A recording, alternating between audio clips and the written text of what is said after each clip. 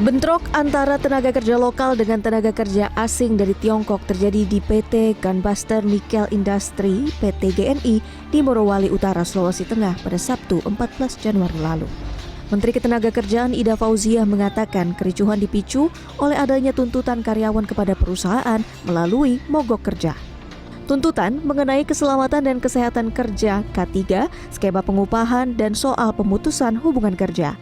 Namun pada 18 Januari 2023 di Istana Negara Jakarta, Menaker menyatakan situasi tegang di perusahaan smelter nikel itu sudah kondusif.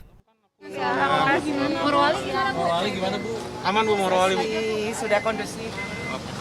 Sudah kondusif. Sementara itu, Menteri Investasi Bahlil Lahadalia menyayangkan bentrok yang menelan 2 korban jiwa tersebut. Kepala Badan Koordinasi Penanaman Modal ini meminta agar peristiwa ini tidak diekspos berlebihan ke publik lantaran dapat mengganggu iklim investasi di Indonesia. Di sela menghadiri World Economic Forum di Davos, Swiss, Bahlil mengatakan timnya sudah melakukan pengecekan di lapangan serta mengajak semua pihak terkait untuk melakukan evaluasi dan mencari solusi bersama. Bahwa hal ini patut kita sayangkan, ya. Kita jangan menyalahkan si A, si B, tapi ini adalah sebuah evaluasi kita bersama. Baik itu adalah masyarakatnya, dalam hal ini karyawan, maupun kita juga aparat keamanan, maupun dari investornya juga.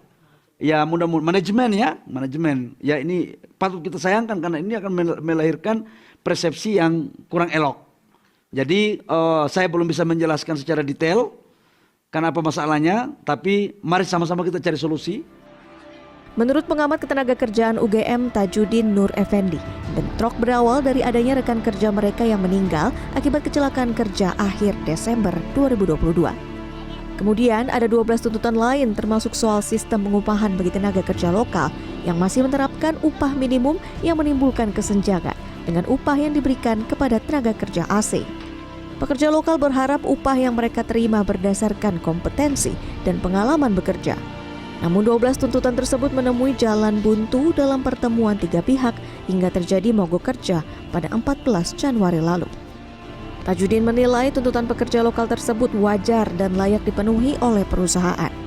Sebaiknya upah pekerja lokal disamakan dengan upah tenaga kerja asing menyesuaikan pendidikan, keahlian, dan pengalaman bekerja. Harusnya pemerintah lokal atau juga pemerintah pusat segera mengambil alih karena tidak ada kesepakatan itu, maka bagaimana ini dialognya? Karena memang perbedaan gajinya kan cukup tajam. Pak, saya tanya itu kalau upah buruh itu gimana di sana? Ya upah minimum Pak, sesuai dengan peraturan pemerintah. Walaupun yang pertambangan itu agak tinggi dibandingkan dengan pekerja buruh yang lain. Pertambangan itu katanya sekitar 3.600, kalau yang lain itu katanya sekitar 2.000. Masih ada penaikan. Tapi kalau dibandingkan dengan TKA jauh. Kesenjangan memicu terjadinya konflik terbuka.